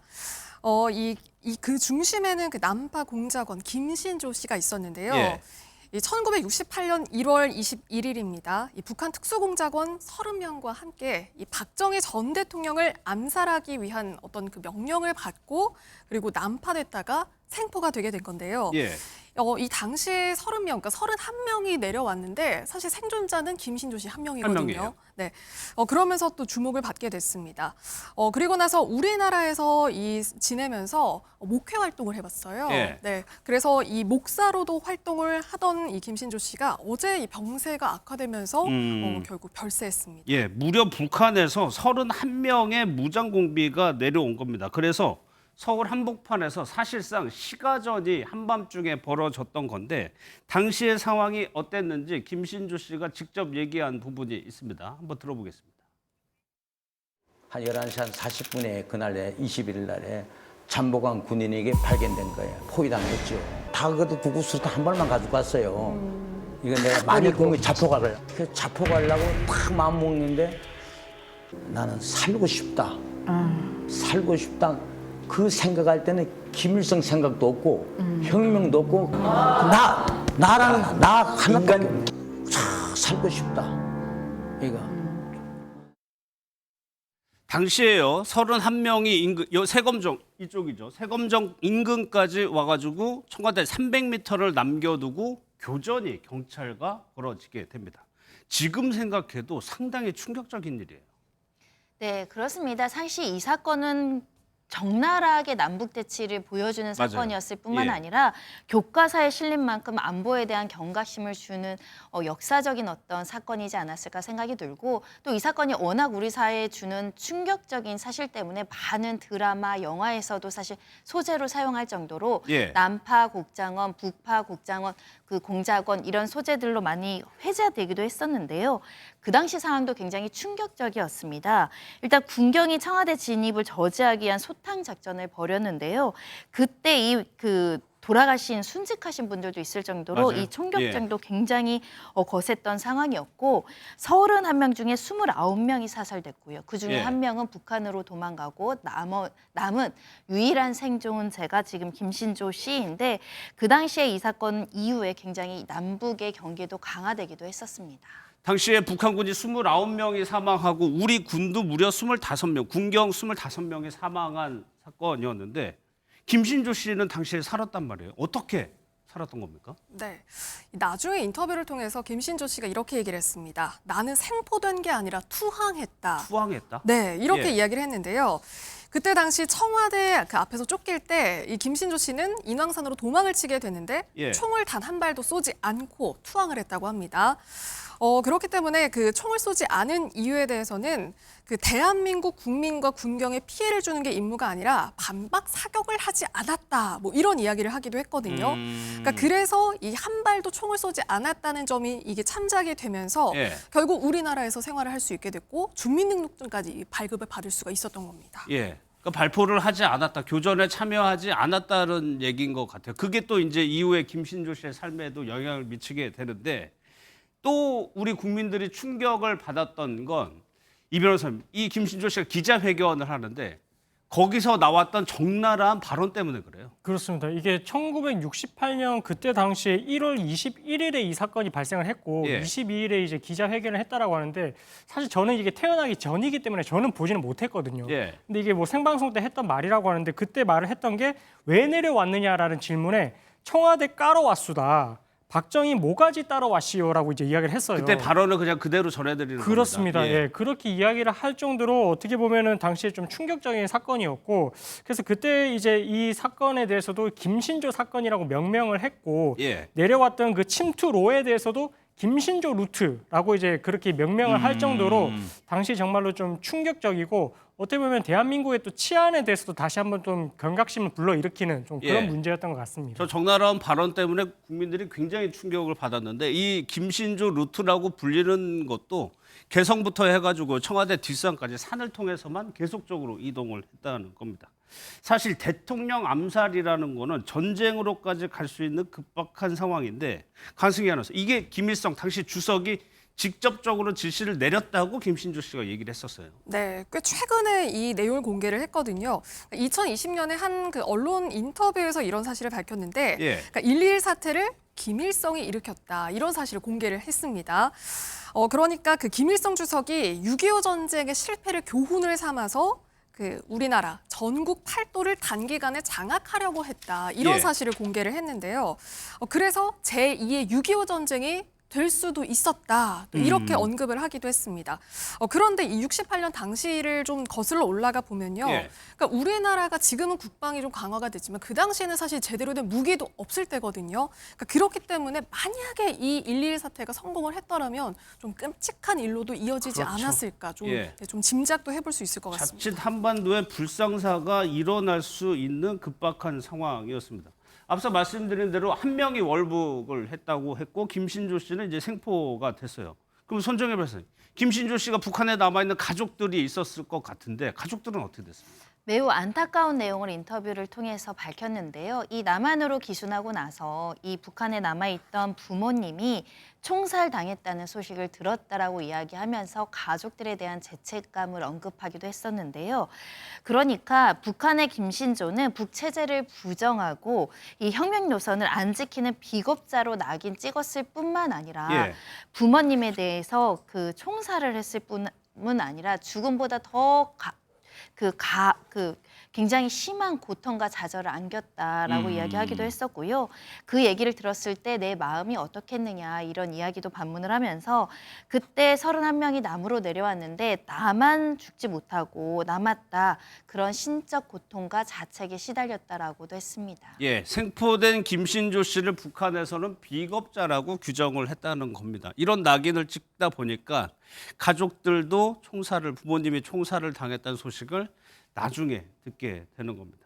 그런데 이 사태가 워낙 큰 사건이었기 때문에 이 일을 계기로 우리나라에요 상당히 많은 부분에 제도 변화가 생기는데 저도 이거 보고 이게 이래서 생겼구나라는 걸 알았어요. 네, 우선 이 군 복무 기간이 많이 바뀌었습니다. 예. 그러니까 지금은 좀 많이 축소가 되긴 했지만요. 당시에는 그 2년 6개월이었던 군 복무 기간이 3년으로 3년으로. 네, 이 사태 이후에 늘어나게 예. 됐고요. 그리고 우리 그 지갑에 갖고 다니는 주민등록증, 그 주민등록증이 처음 발급된 것도 이 사건 이후에 예. 네, 성인들을 대상으로 발급이 됐습니다. 그리고 또 지금은 좀 사라졌습니다만 교련 과목도 기억을 하실 텐데 예. 이것도 전국 고등학교, 대학교에 이 사태 이후에 교련 과목이 도입이 됐습니다. 예. 사실 교련 과목이 고등학교, 대학교 다 있었는데 대학교 먼저 없어지고 고등학교는 꽤 90년대까지도 아마 진행이 됐고 지금 박정희 전 대통령이 주민등록증을 발급받는 것도 이 사건 때문에 시작이 됐고 또 하나 남성분들은 좀 억울할 수 있는데 군 복무 기간이 무려 6개월이나 이 사건으로 늘어났고요. 예비군도 이 사건 때문에 생기게 된 겁니다. 그런데 2년간 조사를 받고 70년에 석방이 됩니다. 먼저 손정혜 변호사님, 석방이 됐을 때 이렇게 큰 일을 저지른 북한 군이에요. 석방이 됐을 때 아무런 국민적인 반감이나 이런 건 없었을까요? 일단은 석방 조치에 대해서 국민들이 그래도 일부 수긍할 수 있었던 측면은 예. 그렇게 총격전이 있었을 때 우리나라 이제 군인이나 관련된 자들에게 총격을 하거나 공격적인 행위를 하지 않았다는 것. 그리고 우씨 형제라고 만났던 사람에 대해서도 또 그 사살하지 않고 살려 보낸 점, 그리고 관련된 내부 정보라든가 북한의 고급 정보 등을 조금 공개한 측면이 있고 북한의 예. 체제에 대해서 또 여러 가지 이제 비판받을 부분에 대해서 적나라하게 이야기한 점, 여러 가지 공로를 인정하지 않았을까. 그렇기 때문에 우리가 이렇게 석방 조치를 할 수 있었지 않았는가라고 생각해 볼 수 있을 것 같습니다. 예. 이제 민간인 한국 사람으로 살게 되는데 주민등록증도 발급을 받았다고 하고요. 그런데 그 이후의 삶은 뭐 순탄치를 않았다고 그래요. 네, 그렇습니다. 우선 이 1970년에 석방이 된 이후에 그러니까 우리나라의 주선으로 그 건설회사에 취업도 하게 되거든요. 예. 그런데 아무래도 좀 적응하기는 쉽지 않았던 걸로 보입니다. 결국 퇴직을 하게 되거든요. 그리고 나서 이 결혼을 또 하게 되는데요. 그때 당시에 그 편지를 주고받던 여성이 있었는데 이 여성과 결혼을 하게 됩니다. 예. 그래서 이 아내, 그러니까 당시 이제 아내가 된 거죠. 아내의 권유가 있었고 또 아내가 설득을 하면서 교회를 다니기 시작을 한 거예요. 예. 그래서 신학 공부도 하고 그리고 어떤 그 목사 안수까지 받게 되면서 그래서 지금까지 이 목회 활동을 해올 수가 있었던 겁니다. 그리고 나서 뭐 방송 인터뷰도 적극적으로 또 해왔고요. 그리고 뭐 안보 관련 또 이런 것도 좀 강연을 계속해서 이어오면서 그래도 이 나만의 삶에 좀 정착을 할 수 있었던 걸로 보입니다. 예. 그런데 실미도라는 영화가 있었는데 이 영화가 이제 북파 공작원을 훈련시키고 그 안에서 그 비극적인 뭐 삶 이런 거를 다룬 내용인데 손정희 변호사 왜 이때 김신조 씨가 고통스러웠을까요? 네, 이 영화 때문에 본인들의 명예가 훼손됐다라고 고통을 호소하기도 했고 예. 특히 이 이야기가 이제 공개가 되면서 이 외아들의 결혼식 닷새 전에 또 파혼당하는 개인적인 어떤 아픔도 있었다고 합니다. 예. 특히 이 영화에 등장하는 실미도 부대 684 부대이잖아요. 이 부대도 이 공작원 수가 김진조 부대와 같이 31명 똑같은 내용이었고 또 이들에 대한 가혹한 대우가 이 실미도 사건을 불렀다 이런 이야기를 하면서 결국은 이 실미도라는 영화가 김신조 씨의 여러 가지 이제 행위와 그 우리 과거의 충격적인 사건을 떠올리면서 개인적으로 이 부분에 대한 또 아픔까지 겪게 됐기 때문에 예. 고통스러웠다라고 호소했습니다. 부모님이 총살당했다는 소식에 앞서 저희가 말씀드린 그런 고통 이런 거를 강승희 아나운서 어떻게 보면은 신앙의 힘으로 극복을 해낸 것 같네요. 네, 그렇습니다. 어쨌든 이 1997년에 목사 안수를 받았으니까 사실상 한 20년 이상 지금 목회 활동을 해오는 예. 거거든요. 그러니까 그렇기 때문에 신학 공부도 어떤 그 우리나라 삶에 정착하는 데 좀 도움이 된 걸로 보이고요. 그리고 또 아내와 함께 또 교회를 다니면서 어떤 좀 안정감도 찾을 수 있었던 걸로 보입니다. 예. 그렇기 때문에 그 어떤 뭐 방송 인터뷰도 해오고 또 강연도 나서면서 어떤 반공 강연의 1인자 또 이렇게 또 불리기도 했거든요. 그래서 좀 그 안정을 찾는 데는 어느 정도 좀 도움이 그 목회 활동이 도움이 되지 않았나 싶습니다. 예. 그런데 또 하나 김신조 씨 사건으로 또 하나 이번에 금지된 거죠. 그 북악산 북춘면의 민간인 출입이 이때부터 제한이 됐던 거죠. 그렇습니다. 그 당시 무장공비 일당이 북악산으로 들어왔다 또 북악산으로 도망을 가면서 예. 이 일대가 군사용 순찰 쪽, 그러니까 여기가 군사 보안 목적으로 전면 이제 개방되지 않고 민간인 출입 제한 조치가 있었던 곳인데요. 그로부터 50년 넘게 제한이 되다가 문재인 대통령이 대선 공약으로 이것을 전면 개방하겠다 이렇게 약속을 했고 2017년부터 이에 대한 공론화가 시작이 됐고요. 그래서 2020년 11월에 북측면을 개방했고요. 이어서 이제 남측면까지 추가로 개방되면서 대부분의 지역을 이제 시민들도 자유롭게 이제 산책할 수 있는 상황이 됐습니다. 예. 2022년도에 이 사건 이후 54년 만에 이제 일부 시민들에게 개방이 됐었습니다. 다음 내용으로 넘어가도록 하겠습니다. 사망자만 무려 10명이나 났던 대형 산불이 대구 경북 지역을 중심으로 해서 경남 지역을 중심으로 있었죠. 그런데 절대는 일어나서는 안 되는 일들이 일어나고 있습니다. 강승희 아나운서 어떤 일인가요? 네, 경북 영덕 지역의 이야기입니다. 이곳에서 그 산불로 10명이 또 주민들이 숨졌고요. 예. 그리고 주택도 1,500여 채가 소실되는, 그러니까 좀 산불로 피해가 큰 지역이거든요. 그리고 또 이 지역은요, 2020년 9월 이후, 그러니까 지금 한 5년 가까이 인구 감소가 꾸준히 이어져 왔던 그렇겠죠. 지역이거든요. 그런데 이 산불이 확산된 다음부터 갑자기 여기에 전입신고가 잇따르고 있다는 겁니다. 예. 그러니까 무려 36건이나 전입신고가 있었거든요. 그러니까 누군가가 이 지역으로 새로 이사를 오겠다는 거죠. 그러니까 이걸 비교를 해봤을 때 같은 기간 대비, 그러니까 작년에 같은 기간 대비를 했을 때 3.6배가 증가한 수치거든요. 예. 그러니까 이게 어떻게 벌어진 일이냐. 그러니까 전입신고가 특히 산불 주택, 그러니까 산불로 인해서 주택이 소실된 지역으로 전입신고가 되면서 이 좀 의아해. 이상한 대목이 있어요. 네. 지금 산불로 타버린 집으로 전입신고가 됐다는 거고 인구 절벽이라고 해가지고 이제 지방 같은 데는 인구가 감소하는데 갑자기 전입신고가 늘어나고요. 왜 이런 일이 벌어졌을까? 이철우 지사의 브리핑을 보면 좀 해답이 있습니다.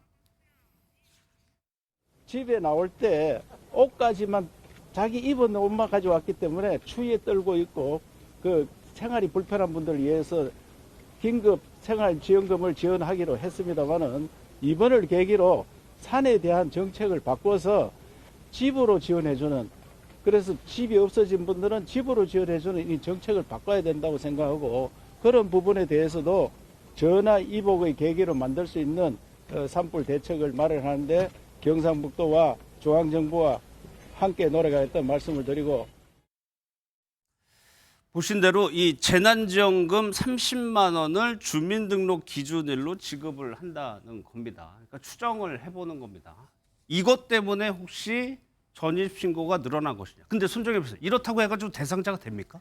일단 기준 일시를 발표를 했습니다. 3월 28일 전까지 전입신고 주거지 등록이 되어 있는 사람에게 지급한다고 발표가 나고 보도가 게시되자 그 당일, 그 며칠 사이에 집중적으로 이렇게 전입신고를 했다라는 보도가 잇따르고 있고요. 예를 들면 이 안동 역시 주택 관련해서 산불 피해가 굉장히 많았잖아요. 이 보도 이후에 전입신고 3건이 발생했다라고 알려지고 있고요. 그러다 보니까 지난달 말 기준으로 통계치를 잡는다고 하더라도 이 조금 이례적으로 많은 전입신고가 이뤄졌다라고 알려지고 있는데 혹여라도 진짜 이사 오는 분들도 있지만 정말 허위로 이 재난지원금만을 목적으로 한 전입신고도 있을 가능성이 있습니다. 실제 이사하신 분들도 아마 있을 겁니다. 그러면 이 변호사님, 이거 기준이 주민등록이니까 이거를 좀 제한하면 될까요?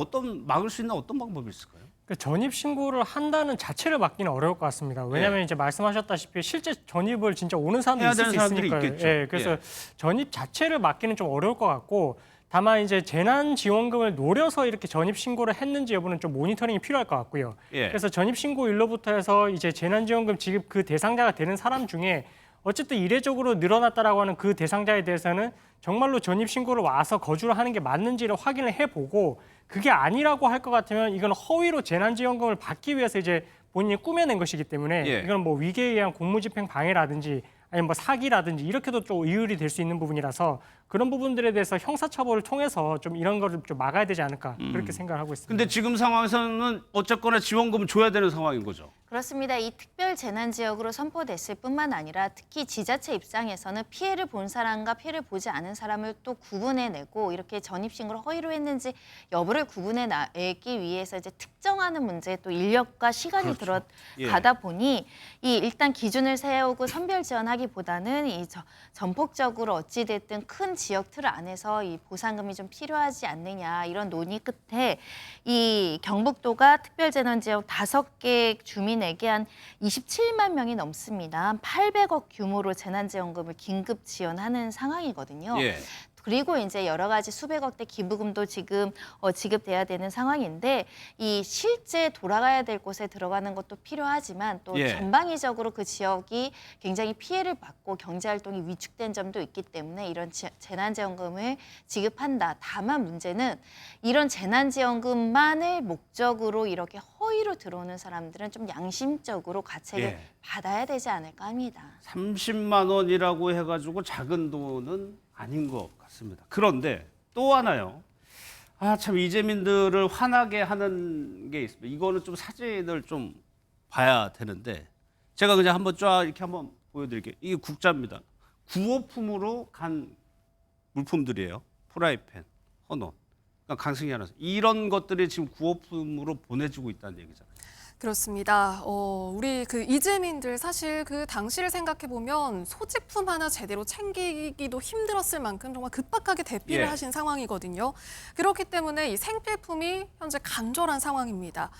그래서 그 이 기부 물품들을 지금 지원을 받고 있는 현실이에요. 예. 그런데 이 배송을 받은 물품들을 다 확인을 해봤더니 아까 보신 것처럼 기름때가 묻어있는 국자. 예. 누가 보더라도 이거는 위생에도 사실 좀 문제가 있어 보이고요. 이런 국자라든가 코팅이 잔뜩 벗겨진 후라이팬, 예. 혹은 뭐 보풀이 일어난 옷, 그러니까 세탁하기도 어려운 그런 옷들을 세탁해서 다시 쓰기에도 어려워. 네, 그러니까 예. 누가 보더라도 이거는 쓸 수 없는 그런 물건들이 또 기부 물품으로 들어오면서 예. 좀 그 이재민들의 마음을 좀 더 안타깝게 하는 그런 상황이 벌어지고 예. 있습니다. 앞서 저희가 양심이라는 손 변호사님 양심이라는 표현을 했는데 집도 잃고요, 터전도 잃었는데 구호품이라고 해가지고 이런 걸 받았어요. 이런 얘기를 하시는 분도 있어요. 우리가 거지도 아니고 이런 얘기를 하면서 얼마나 마음이 아플까요? 그런데요, 손정혜 변호사님, 실제로 쓰지도 못하는 거의 폐기품에 가까운 것도 엄청 많다면서요. 그렇습니다. 그렇기 때문에 오히려 구호품이 아니라 오히려 이 물품을 받음으로 인해서 우리가 처리 비용까지 내야 되는 예. 가중이 있다라고 이제 어려움을 호소하고 있는 것인데요. 이 지금 그 청송군에 사시는 분은 쓰레기 모아서 무얼 하냐, 한 가지라도 입을 수 있는 것을 주면 좋겠다라고 이야기를 하시기도 하고, 이 도와주는 마음은 좋은데 오히려 이런 모인 구호품 때문에 처리한 쓰레기 비용만 11톤 가까이 11톤 이른다. 이요? 그러면 11톤에 대한 비용도 만만치 않거든요. 그런 측면에서 실질적인 도움을 주는 물품을 줘야 되고 오히려 처리 비용이 드는 물품을 주어서는 안 되지 않을까 합니다. 예. 여기서 그치지 않습니다. 이 재난이 일어나면 구호단체들이 내려가서 이제 도와주죠. 그런데 이경민 변호사님, 이 단체들도 지금 난감해하는 상황들이 있다면서요. 그렇습니다. 이게 구호 물품이 오는 게 사실 종류가 다양하고 그래서 그 내용들 중에서도 어쨌든 정말 도움되는 그 구호 물품이 있는가 하면 또 반면에 이렇게 단체로 오는 구호 물품 중에 헌옷을 보내는 경우도 있는 것 같습니다. 예. 그래서 실제 이게 뭐 다시 입기도 조금 어려운 그런 이제 헌옷들을 보내면서 심지어 이거를 또 이제 택배를 보내면서 착불로 보내다 보니까 예. 이 단체 입장에서는 이 헌옷을 지금 다시 이제 이것을 사용할 수 있을지 여부도 모르는 상태에서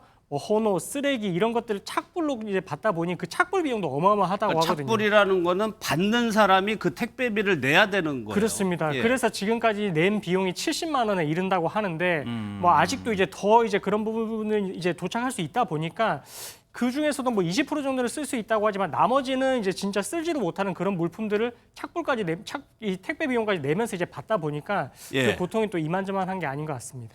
근데 손정희 변호사님, 이런 행동을 할 때 뭔가 도와주고 싶은 좋은 마음에서 했으면 택배비 개인이 하나를 보냈대요. 이 택배 비용이 그렇게 크지는 않을 것 같은데 이거를 또 착불로 해서 보낸다는 거는 이거 어떤 조금 더 세심하게 배려하는 태도가 필요한 것 같습니다. 아무리 선이라고 하더라도 받는 사람 입장에서 이렇게 헌옷을 준다고 했을 때의 기분과 또 이 부분과 관련해서 비용까지 지불하게 한다고 한다면 그 선의가 조금 퇴색될 우려도 있고요. 예. 또 많은 분들은 정말 좋은 마음으로 그렇게 하셨겠지만 일부 사람들은 또 내가 처리해야 될 물건을 보내시는 분들도 있다고 합니다. 제 생각에는 도와주는 마음에는 굉장히 따뜻하고 섬세한 배려가 포함되어 있지 않으면 오히려 상처를 줄 여지도 있기 때문에 예. 서로 역지사지하는 게 필요하지 않을까 합니다. 사실 이런 것들이 실제 좋은 마음에서 도와주려고 하는 분들의 그 마음까지도 꺾어버리지 않을까 좀 우려되는데, 강승희 아나운서, 사실 이게 이런 일이 처음이 아니에요. 네, 우선 우리나라에서는 2019년에 그 강원도 고성 산불 아마 기억하실 텐데요. 예. 이때 당시에 그 SNS를 중심으로 어떤 좀 잘못된 정보들이 확산된 적이 있었거든요. 그러니까 이 어떤 그 안 입는 깔끔한 옷을 고성으로 좀 보내주시라. 그러니까 이런 메시지가 좀 확산이 된 적이 있었습니다. 그러니까 안 입는 깔끔한 옷이라고 이거를 이야기를 했는데도 불구하고 그때 당시에도 이 헌옷, 또 입을 수 없는 옷 이런 것들이 많이 또 배송이 됐거든요. 예. 그 양이 53톤 중에서 30톤 정도가 입을 수 없는 거였습니다. 아. 네, 그래서 이거를 지금 고성군은 창고에 그대로 보관을 하고 있는 상태인데 이것도 난감하고요. 이거 어떻게 처리해요? 이거? 네. 예. 그리고 또 뿐만 아니고요. 또 이 튀르키예 대지진 당시에 또 예. 그때도 2023년인데요. 이때 쓰다만 학용품들, 그때 당시에도 쓸 수 없는 그런 생활용품들이 배송이 되는 일이 있었습니다. 중고 물품을 받지 않는다고 했는데도 어쨌든 이게 도움이라고 생각을 했던 예, 건지 예. 이런 물품들이 배송이 됐고 특히 이 상황이 굉장히 열악하잖아요. 아무래도 위생 문제가 또 되게 중요할 수밖에 없거든요. 예. 근데 소독도 할 수 없는 환경인데 또 이런 또 중고 물품들, 좀 위생적이지 않은 물품들이 배송이 되면서 또 여기는 이재민들을 굉장히 또 난감하게 했던 그런 상황이 예. 있었습니다. 그러다 보니까 고성군에서는 이렇게 헌업 보내지 말아달라고 얘기를 했었고 주한 튀르키예 대사관에서도 중고 물품 받지 않겠다. 이렇게 얘기를 한 적이 있었습니다. 폐기물이 무려 30톤에 가까이 넘게 나왔어요. 이 변호사님, 그러면 이게 선의의 마음으로 하는 행동 이게 행위란 말이에요. 그렇다고 이런 걸 막을 수 있는 방법이 있을까요?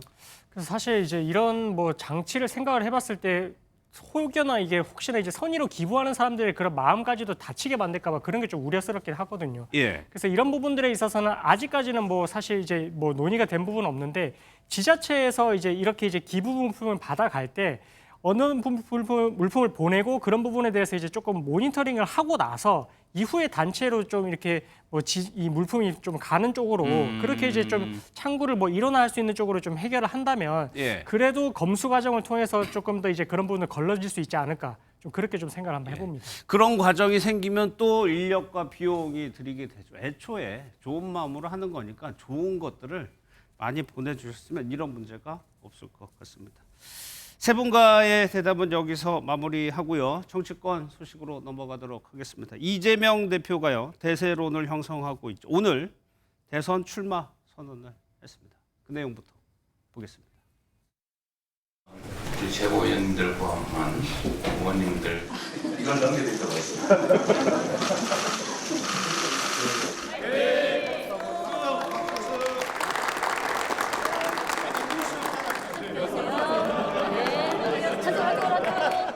이 평범한 사람들의 그리고 작지만 큰 나라, 많은 사람이 희망을 가지고 행복한 삶을 꿈꾸는 그런 세상이 봄나라 아니겠어요? 진짜 대한민국을 만들고 싶습니다. 그냥 이름만 있는 대한민국이 아니라 진짜 대한민국. 그리고 그 대한민국은 대한국민이 만들어가는 거죠. 그 대한국민의 훌륭한 도구, 최고의 도구, 이재명이 되고 싶습니다. 두 분 나오셨습니다. 이재영 국민의힘 강동을 당협위원장, 박성민 전 더불어민주당 최고위원 나오셨습니다. 어서 오십시오. 예. 저희가 영상을 봤는데 마지막에 봤던 영상, 좀 다큐 같은 느낌이 드는 영상이 출마 선언을 대신한 10분짜리 다큐입니다. 이색적인데 바로 질문을 드릴게요. 출정식, 이재명 대표 지지자들 엄청 많습니다. 출정식 화려하게 할 수도 있었을 텐데 10분 다큐로 대신을 했습니다. 이재명 위원장께서 왜라고 보세요? 뭐 예전에 사례도 있는 것 같아요. 민주당에서는 문재인 전 대통령도 그런 식으로 한 걸로 저는 알고 예. 있는데 그런 부분도 있어서 뭐 그렇게 새롭다라고까지 얘기할 수 있을 것 같지는 않고요. 다만 뭐 지금까지 출마 선언을 한 예. 뭐 국민의힘의 후보들이랑은 뭐 차별화는 될 수 있을 것 같아요. 그거하고는 좀 다른 것 같아요. 다른 거. 그거하고는 틀리죠. 예, 예. 그거하고는 차별화가 되는데. 근데 이제 중요한 거는 뭐 저희 형식도 중요할 수 있다고 볼 수 있겠지만 내용이잖아요. 내용이요. 내용인데 한 11분 좀 넘게 나온 것 같은데 10분, 11분 정도 한 것 같은데 주요 메시지는 처음에 나왔던 한 2분 정도. 예. 즉 탄핵 그리고 탄핵을 넘어서서 그 세력으로 그 힘으로 그 모멘텀으로 선거를 치르겠다라는 메시지가 제일 강했다. 예. 그 이후에 뭐 경제, 사회, 문화 이런 부분도 건드리긴 언급은 했습니다. 근데 그 안에서도 중간중간 계속해서 뭐 시민의 힘, 뭐 탄핵에 대한 얘기를 에둘러서 얘기를 했기 때문에 저 내용에서 제가 들었던 것 중, 즉 키워드는 결국에는 탄핵의 힘으로 본인이 대선을 치르겠다는 민주당의 전략이 보였다고 저는 보여집니다. 예. 박성민 최고께서는 왜 이렇게 이른바 출정식을 했다고 보세요? 그러니까 뭐 사실 이제 통상 이 대선 주자들이 이제 출마 선언을 한다라고 하면 굉장히 비장하거나 좀 공격적인 그렇죠. 언사들을 쏟아내는 경우가 대부분이긴 합니다. 아무래도 한 번뿐인 출마 선언이기 예. 때문에 그런 건데 일단 공식적으로 국회에서 어떤 기자회견이나 비전 선포식을 하기 전에 그 영상을 통해서 했다라는 거는 저는 좀 다른 차원에서 유권자들에게 다가가겠다라는 의지가 보였어요. 예를 들면 감성 터치를 좀 한다라든지 좀 부드러운 이미지를 강조한다든지 아니면 영상이기 때문에 어떤 오프라인 상황에서 쏟아내는 말이 아니라 예. 영상을 통해서 효과적으로 구현해낼 수 있는 이미지라든지 색감 아니면 말투 이런 부분에서 종합적으로 굉장히 부드러운 면모를 강조하는 영상이었다. 그래서 예. 사실 그동안 이재명 전 민주당 대표를 향해서 여러 가지 뭐 좀 공격적인 것 아니냐 혹은 좀 날카로운 것 아니냐라는 일각의 시선을 좀 불식시키기 위해서 다양한 이미지를 보여주고자 이런 형식을 택했다라고 보입니다. 저도 이 영상을 봤을 때 박성민 최고와 비슷한 생각이었는데 지금 입고 있는 옷을 보면 스웨터에다가 타이도 매지 않았고요. 부드럽게 톤이 돼 있죠. 영상도. 이것이 과거에는 이재명 대표가 어떤 개혁, 투사의 이미지를 강했다며 첫 번째, 두 번째 출마 때는 이번에 좀 포용성? 이런 거를 좀 강조해보려고 했던 것 같긴 해요. 만약 그것이 전략이었다면 그거는 굉장히 큰 그 도박인 것 같아요. 왜요? 왜냐하면 이재명 예. 대표에 대한 인식이 너무나도 이미지가 강하게 박혀있기 때문에 과연 이 영상 하나로 오늘 이재명 대표가 이런 식으로 부드럽게 영상을 만들었으니 이재명 대표의 모든 과거에 했던 발언들이라든지 굉장히 국민들한테 눈살 찌푸리게 했던 부분이 사라질까? 예. 오히려 그거를 더 상기시킬 수도 있는 부분이기 때문에 과연 그 전략이 맞았는지는 좀 두고 봐야 될 것 같습니다. 예. 박성민 최고가 보시기에 오늘 또 아까 이재용 위원장은 탄핵 얘기가 핵심이라고 키워드를 했는데 먹고 사는 문제 얘기했거든요. 경제 문제를 강조했어요. 네, 그렇습니다. 그리고 경제 문제를 강조하면서 실용적인 면모를 부각하기도 했지만 앞서 말씀드렸듯이 따뜻한 면모가 되게 두드러지는 영상이었고 제가 좀 주목했던 것은 생명과 안전이라는 키워드를 내세웠다는 생명과 안전. 네, 점에서도 좀 주목해볼 만했던 것 같습니다. 그리고 생명과 안전뿐만 아니라 어떤 약자에 대한 이야기를 하기도 했거든요. 그러니까 약자에게 우리 사회가 얼마나 신경 쓰느냐에 따라서 이 사회의 수준이 결정된다 이렇게 이야기를 하신 부분이 있었는데 그런 모습들을 보면서 결국에 사실은 이 탄핵 정국이라든지 윤석열 정권의 지난 3년을 보면서 굉장히 상처 입고 마음에 힘든 점이 많았던 국민들을 위로하고 희망을 드리는 영상이기도 했다 싶었습니다. 예. 사실 뭐 여론조사에서 이재명 대표가 앞서가는 건 사실입니다. 그렇다고 해서 글쎄요 이재명 대표에게 뭐 걸림돌이 없느냐 그런 건 또 아니라는 분석도 있는 것이 하나가요. 이 중도층 민심인데 이재용 위원장께서 보시기에 사실 이게 국민의힘에서 보수 진영에서 공략할 수 있는 타깃이긴 하거든요. 중도층. 그럼요. 그리고 사실 그 탄핵 전국에서 나왔던 뭐 여러 수십 개, 수백 개의 그 여론조사들을 보면 항상 국민의힘에 대한 중도층의 마음이 굉장히 멀었어요. 그랬는데 그것이 이제 결국에는 만에 하나 탄핵이 인용이 됐을 때 이 중도층의 마음을 우리가 얻을 수 있을까에 대한 우려가 컸거든요.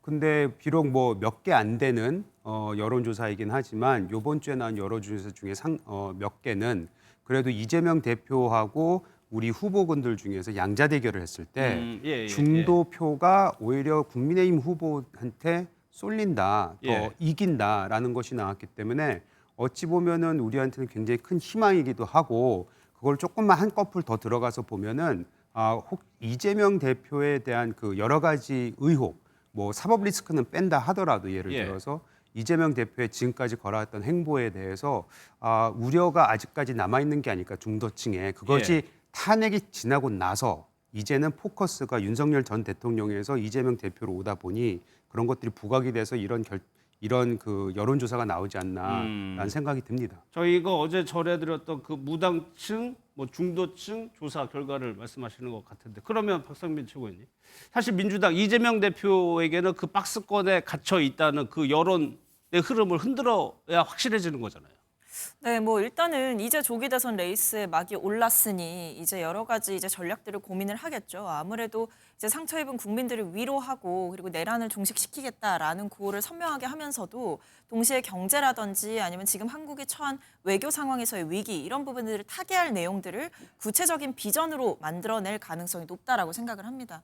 어쨌든 예. 이제 영상을 통해서 출마 선언을 하기는 했지만 또 내일 공식적으로 국회에서 비전 선포식을 하면서 대선 캠프 인선이라든지 주요한 이야기들을 하게 될 것 같거든요. 그 과정 가운데에서 이재명 전 대표가 얼마나 준비된 정치인인지에 대해서 그리고 얼마나 실용적으로 정책 방향을 준비하고 있는지에 대해서 충분한 설명이 될 거라고 생각이 들고요. 지금 상황에서 박스권에 갇혀 있다라고 단정을 하기에는 어쨌든 조기 대선의 레이스가 이제 막 시작이 되었으니 예. 남은 기간 동안 타개해 나갈 수 있는 부분들이 적지 않다라고 보입니다. 알겠습니다. 그 부분 이제 외교안보 경제를 약간 건드리신 거긴 한데 이런 거죠. 아까도 말씀하셨듯이 새로운 모습을 보여주기 위해서 노력한 영상이다라고 평가받을 수 있지만 뭐 미국에 대한 외교를 어떻게 할 거냐. 그럼 이재명 대표는 대답해야 되는 게 미군이 해방 이후에 점령군이었다라는 발언한 게 있었죠 예전에. 게다가 그 얘기도 했었어요. 중국과 중국 대사하고 같이 상하밍이었던가요? 이름이 잘 기억이 안 나는데 거기 대사관에 가서 그분과 나눴던 대화 속에서 굉장히 친중적이고 반미적인 그 대화, 그 환경 속에 본인이 있었기 때문에 그런 거를 답해야 되는 시간이 이제 다가온 거거든요. 다시 말씀드리지만 지금까지는 윤석열 전 대통령에 대한 탄핵이 모든 전국을 이끌었다면 지금 이재명 대표의 시간이 온 거는 맞습니다. 예. 그거에 대한 검증은 아마 굉장히 매혹할 거다라고 저는 생각이 듭니다. 알겠습니다.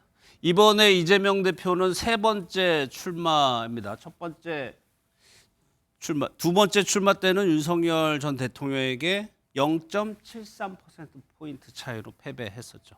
이번이 세 번째 결과는 지켜보겠습니다. 그런데 보수 진영에서는 이재명 대표에게 보복, 공격, 공세를 많이 하죠. 오늘은요, 지도부가요, 독재, 보복의 칼 이런 표현을 직접 썼습니다. 보도록 하겠습니다. 이재명 단 한 사람이 민주당에서 1인 독재를 하고 민주당은 의회에서 일당 독재를 하며 의회는 행정부와 사법부를 쥐고 흔드는 일극 독재 체제를 만들고 있습니다.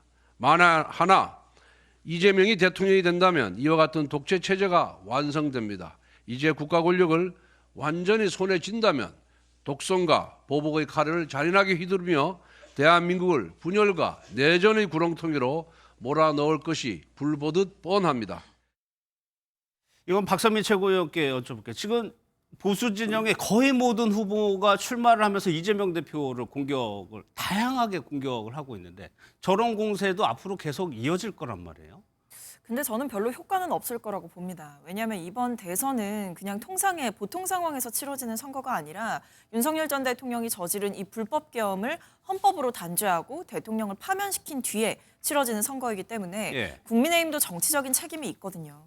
근데 여기에 대해서 지금 국민의힘이 정치적으로 성찰하는 모습이라던가 정말 뼈저리게 반성하고 윤석열 전 대통령과 거리를 두기는커녕 오히려 윤석열 전 대통령을 만나러 찾아가고 아니면 주요하게 이제 대선 출마 채비를 하고 있는 후보들이 나서서 윤석열 전 대통령의 뜻이 나에게 있다 이렇게 주장을 하고 있는 상황이기 때문에 오히려 지금 상황에서 아무리 이재명 전 대표를 공격하면서 일종의 공포 마케팅을 한다라고 할지라도 이미 국민들이 경험하신 공포는 윤석열 전 대통령의 이 불법 계엄 이상을 뛰어넘을 수는 없을 거라고 생각을 합니다.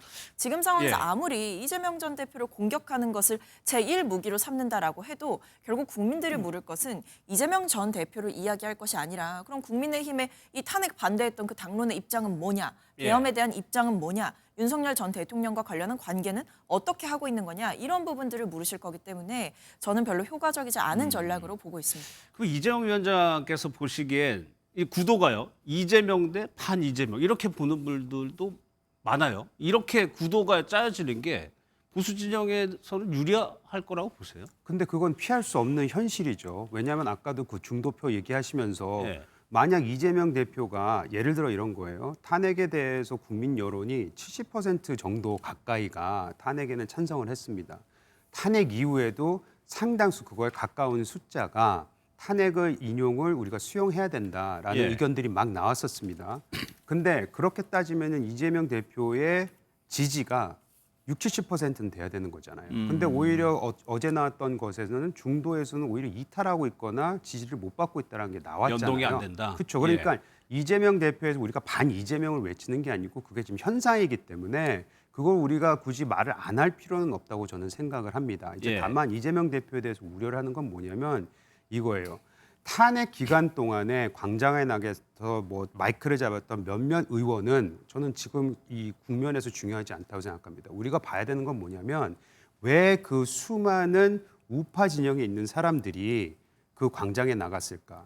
물론 굉장히 윤석열 대통령을 전 대통령을 지지하는 세력도 있었죠. 받아들여야 되죠. 근데 거기에 상당수는 이렇게 되면은 안 된다라고 생각했던, 이렇게 되면 진영이 무너진다. 근데 그 근거는 뭐였냐면 지난번에 있었던 탄핵 정국에서, 그러니까 17년도 말씀드리는 거예요. 그다음에 문재인 정부가 들어섰잖아요. 그리고 적폐청산이라는 광풍이 불었습니다.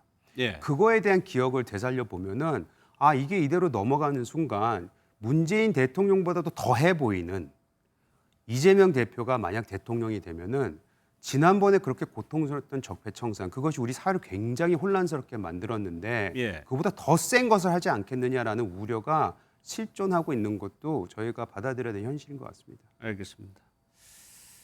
다음은 보수 진영 얘기로 좀 넘어갈 텐데 윤석열 전 대통령이 이런 것 같다, 뭐 만나고 왔다 이런 얘기들이 좀 계속적으로 좀 들리고 있습니다.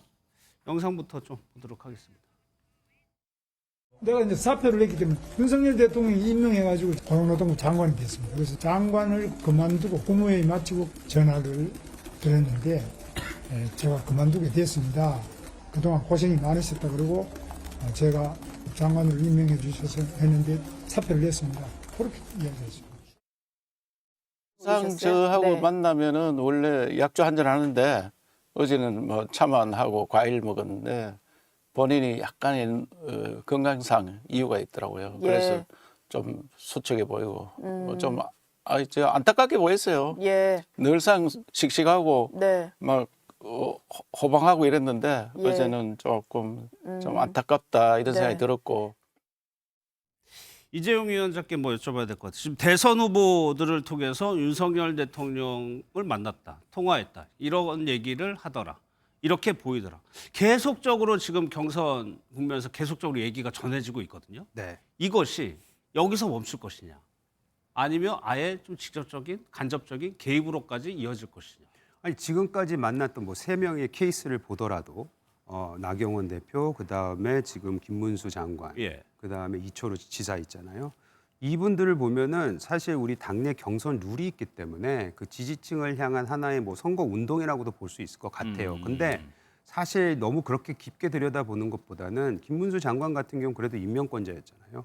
그리고 본인이 지금 대선 주자로 우뚝 선 부분 중에 하나가 윤석열 대통령을 지지했던 세력이 붙은 거 아니겠어요? 그러니까 그거를 무시할 수는 없었을 것 같고, 뭐 이철우 지사 같은 경우에는 그냥 이건 제 내피셜이긴 하지만은 영남에 뭐 맹주가 되고 싶어하는 마음이 있으신 게 아닌가, 뭐 이런 생각을 지역적인 특성, 지역적인 특성을 좀 감안했을 것 같고, 또 나경원 대표 같은 경우 계속해서 탄핵을 반대하면서 광장에 나갔지 않았습니까?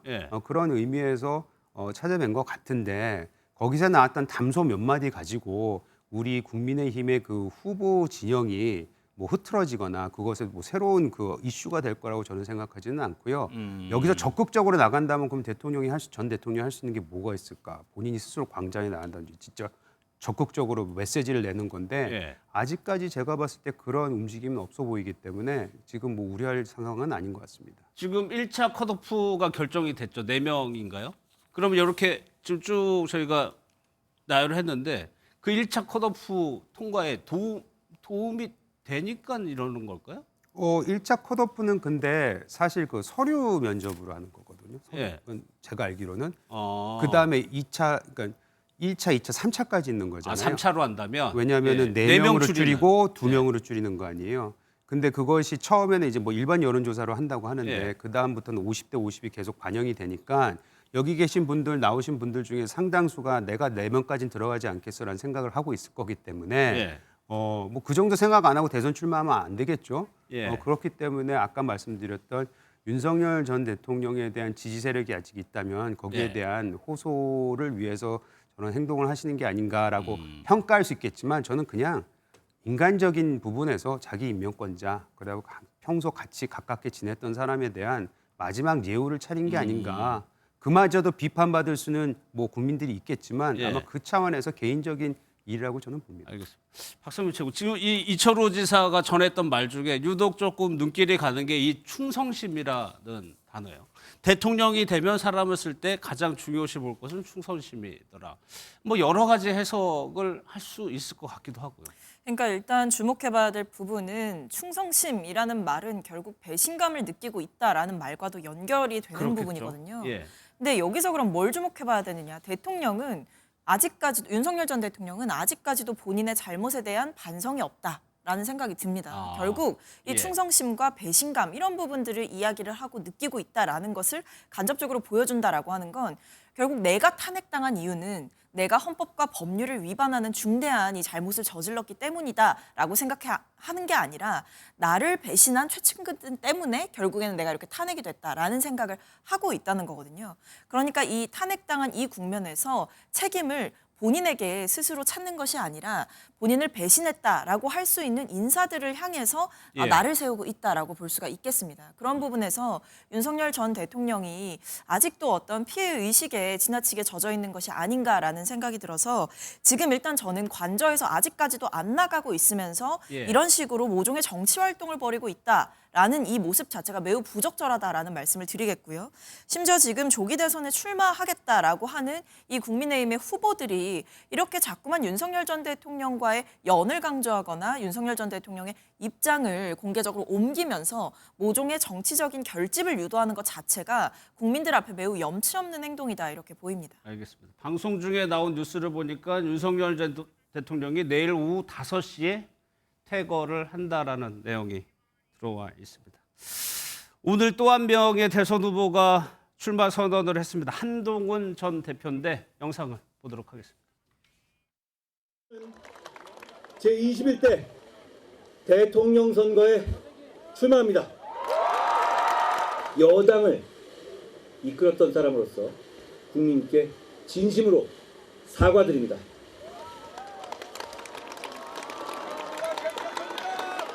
당원 동지 여러분, 계엄과 탄핵으로 고통받은 마음에 깊이 공감합니다.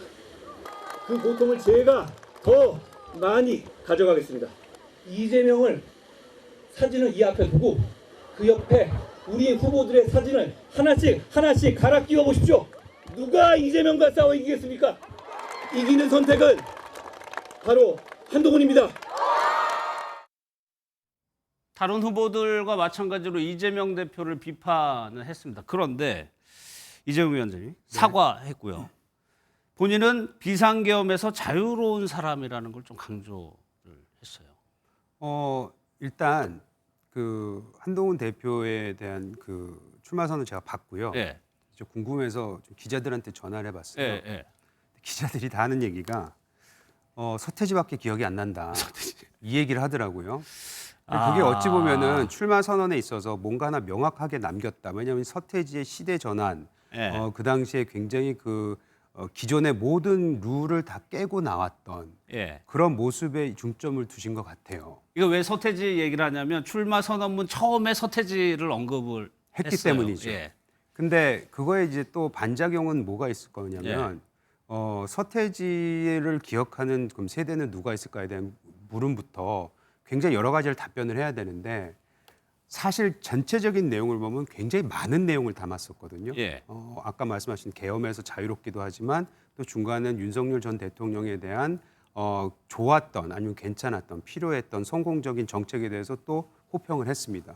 그러면서 경제, 사회, 문화에 대해서 많은 여러 가지 얘기를 나눴는데 너무 많은 메뉴가 있다 보니까 그것이 과연 효과적으로 유권자들한테 들렸을까에 대해서는 개인적인 정무적인 판단에서는 너무 많은 것을 보여주려고 한 건 아닌가라는 생각도 듭니다. 일단 아까도 말씀드렸지만 기억에 남는 키워드는 하나 있으니까 그걸 어떻게 살려갈지는 좀 주고 봐야 될 것 같습니다. 근데 박선민 씨, 이게 인용을 하고 비유하는 거는 그 비유를 통해서 그걸 보는 사람들이 같이 인식하기를 바라는 마음일 텐데 서태지와 한동훈 전 대표, 박선민 최고는 어떻게 보셨어요?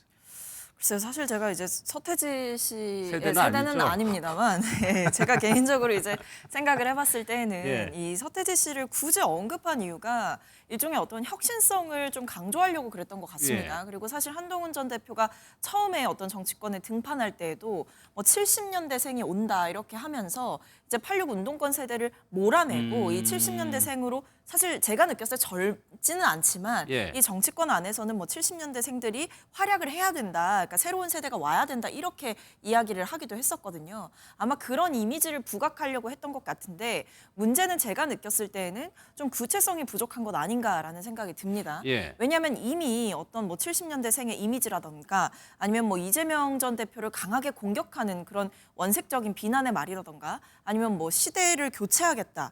뭐 시대 교체는 폭발하듯이 어느 한순간에 일어난다. 이런 말들이 사실 듣기에는 그럴듯해 보인다라고 할지라도 그렇다면 어떻게 할 것이냐. 왜냐하면 이미 한동훈 전 대표는 당대표도 했고 그전에 예. 뭐 비대위원장도 하지 않았습니까? 그리고 총선도 이미 이끌었던 경험이 있죠. 근데 그 과정 가운데에서 사실은 실패한 정치를 보여줬기 때문에 이미 한번 꽝이 나온 복권이 아니냐라는 의심의 시선이 있는 것인데 이것을 타개하기 위해서는 화려한 수식어나 어떤 구체적인 비유, 재미있는 비유 이런 게 중요한 게 아니라 구체적으로 본인의 이야기를 제대로 할 수 있었어야 되는데 그런 면에서 좀 부족하고 아쉬웠던 출마 선언이 아닌가 싶습니다. 그러니까 저 부분을 제가 말하는 건데요. 외교 안보, 그다음에 뭐 연금 개혁 구체적인 게 있었어요. 근데 서태지로 다 덮였기 때문에 그게 지금 안 보이고 안 들렸다. 안 보이고 안 들렸다. 지금 사후적인 얘기긴 예. 하지만 그런 부분을 말씀드리는 겁니다. 알겠습니다. 보수 진영에서 또 한 명이죠. 한덕수 대행의 차출론이 계속 나오고 있습니다. 오늘은요. 지도부에서도 거론이 됐습니다. 그 얘기 듣고 두 분께 여쭤보도록 하겠습니다. 지난 화요일 한덕수 대통령 권한대행과 미국 트럼프 대통령 간 첫 정상 전화 통화가 성공적으로 이루어졌습니다.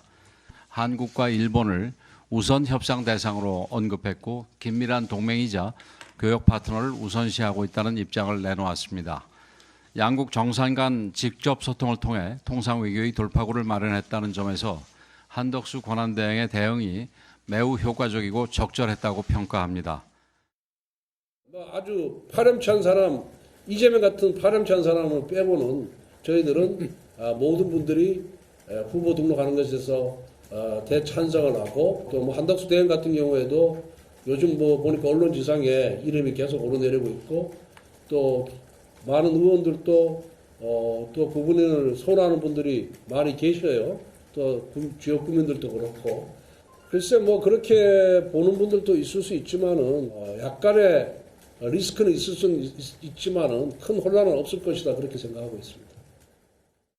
트럼프 대통령이 한덕수 대행이랑 통화하면서 대선에 출마하느냐고 물었다고 전해지고 있습니다. 뭐 물론 트럼프에게 물어봐야 되겠죠. 왜 이런 얘기가 나왔을까요? 그냥 저는 저걸 들으면서 보면서 들었던 생각은 이겁니다. 트럼프 대통령뿐만 아니고 미국 행정부에서 굉장히 백악관이 한국의 현 정치 상황을 많이 이해를 하고 있구나. 이해를 하고 있다. 이해를 한다는 게 굉장히 그 최근의 최신의 뉴스까지도 다 알고 있구나라는 부분을 좀 저는 봤고요.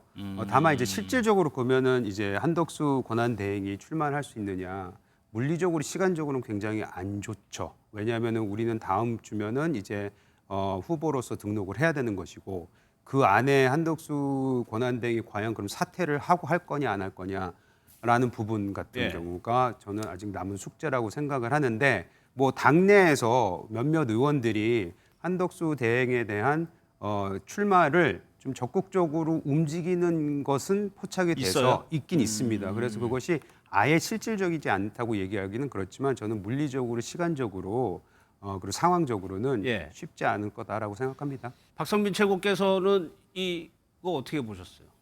글쎄요. 일단은 저 내용이 어떻게 나갔는지 그 나가게 된 경위를 좀 봐야 될 것 같기는 합니다. 예. 사실은 저 이야기가 정말 가벼운 어떤 정말 그냥 베이직한 질문이었다라고 한다면 사실 예. 저 부분을 이제 부각해서 어디에 흘릴 이유는 없다라고 저는 생각을 하는데 결국에는 일종의 이 한덕수 대망론 이라는 것이 아예 근거 없는 이야기는 아니구나. 왜냐하면 한덕수 대행이 뭐 말로는 이 대통령 선거와 관련해서 말을 꺼내지 말아라라고 했다고는 하나 뭐 고심 중이다 이런 이야기도 일각에서 흘러나오고 있기 때문에 사실상 한덕수 대행 역시도 지금 출마를 고민하고 있는 게 아닌가라는 생각이 드는 소식이긴 했습니다. 이재명 짧게요. 일각에서는 이거 기획된 거 CNN 인터뷰까지 기획되는 거 아니냐 이런 분석도 있던데. 아니요. CNN 내용은 제가 잘 아는데요. 기획된 거 아닙니다. 아, 그럼 1년에 한덕수 대행의 이런 지명부터 행동까지 누군가가 밑그림을 짜고 있다. 그건 아니고요.